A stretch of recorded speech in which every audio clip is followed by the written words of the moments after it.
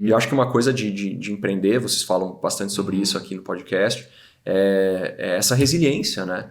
Tu criar uma casca pro não, assim.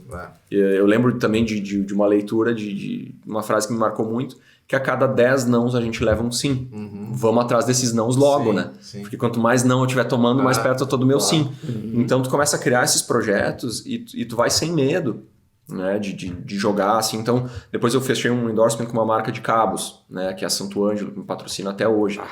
É um super produto, uma empresa, né, eu tive o prazer de conhecer a fábrica deles lá em São Paulo, assim, um negócio de primeiro mundo.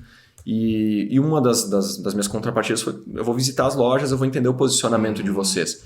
Outra história legal, fui numa loja uma vez, né, e vi, como é que estão os cabos da Santo Ângelo, tá vendendo, não tá vendendo, tá legal. Tá legal, cara, só tem esse aqui, cara, olha só, esse cabo aqui veio todo enferrujado.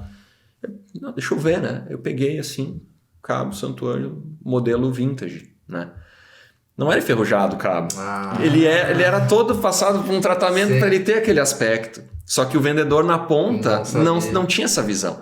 Então tu imagina, o cara tava com o cabo lá escondido, um cabo que tem valor agregado, nunca ofereceu. Pegou até uma rusga com a marca ali, os caras mandaram o cabo enferrujado. Então tu olha a importância do músico criar situações. Enxergar as dores, enxergar onde que tu pode... E eu acho que vale pra música, mas vale pra qualquer área, né? Pra qualquer pessoa, assim. Então, a atitude proativa de tu não ficar sentado esperando, cara, foi uma coisa que eu aprendi e que eu vou levar pra sempre, assim. Criar as situações, criar as oportunidades. Gerar a demanda, né? Isso aí. Isso aí. Isso é muito importante. E errar, aprender e acertar, né? Porque às vezes as pessoas têm muito medo do erro, da frustração. Putz, se não der certo, né? Vou fazer um show, vou fazer um evento, se não der, cara... Às vezes não faz com medo de não dar certo e às vezes era uma baita ideia, um baita projeto e fica ali no papel e não sai, né? É isso aí. E outra...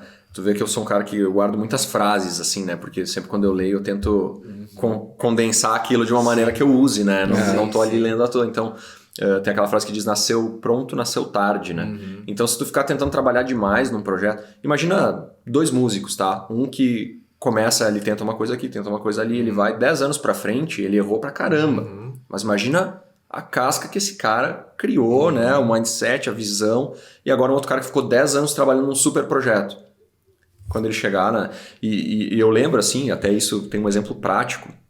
Quando eu estudei lá em Los Angeles, eu podia escolher as minhas matérias no programa que eu fiz. E uma das matérias que eu escolhi foi Music Business. Eu tinha um professor muito legal lá, que era o Bobby Borg.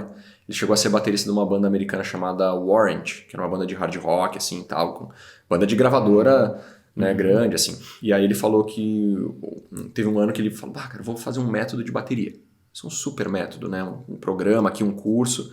tal, trabalhou, fez o livro, os exercícios, tudo, e chegou numa feira de música lá em Los Angeles, que é a NAMM, que acontece, né, na Califórnia, uma das maiores do mundo. Ele chegou lá para uma editora e ele apresentou, cara, fiquei aqui, trabalhei demais nesse meu método, é um super método, tá incrível. Aí ele entregou pro cara, o cara, legal, ele, dá um minutinho, ele foi lá, voltou com outros 2 livros e falou, cara, teu método tá muito legal, só que ele chegou um pouquinho atrasado.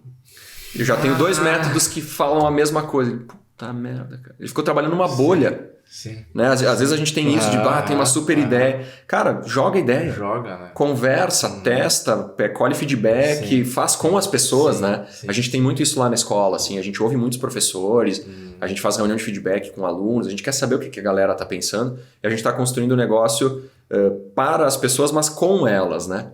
Tipo, isso é muito importante. Aí depois... Ele voltou e ele começou a pensar, cara, o que falta nesse mercado que ainda não foi lançado? E aí ele pensou em music business, né? Ele começou a entrevistar algumas pessoas e viu, realmente os músicos, a maioria toca um instrumento e aí não sabe para onde ir, não sabe o que fazer. Então ele fez um livro chamado Music Marketing for the DIY Musician, né? Para o músico do it yourself, que era a cadeira que ele dava lá no Musicians Institute que eu fiz. E aí ele falou que ele ficou um tempo trabalhando naquilo, mas consultando pessoas, entendendo, validando. Quando ele chegou lá, o cara pegou o produto na mão e de primeira ele saiu com o contrato assinado, porque o cara falou, meu Deus, não tinha isso ainda no mercado.